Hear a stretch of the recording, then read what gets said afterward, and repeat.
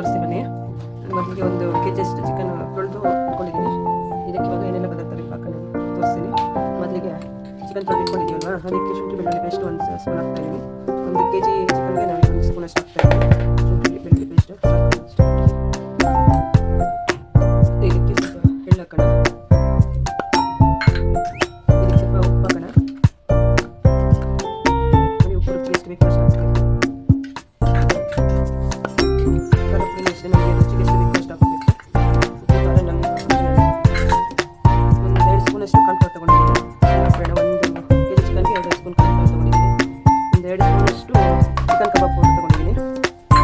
ಇದೇನಾಯ್ತಲ್ಲ, ಪುದೀನ ಕೊತ್ತಂಬರಿ ಸ್ವಲ್ಪ ಕರಿಬೇವು ಕಟ್ ಮಾಡಿ ಇಟ್ಟಿದ್ದೀನಿ, ಇದು ಆ್ಯಡ್ ಮಾಡ್ಕೊಂಡಿದ್ದೀನಿ.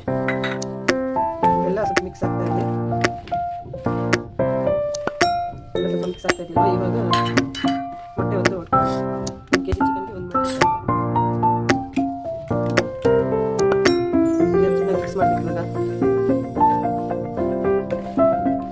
ಇವಾಗ ಚೆನ್ನಾಗಿ ಮಿಕ್ಸ್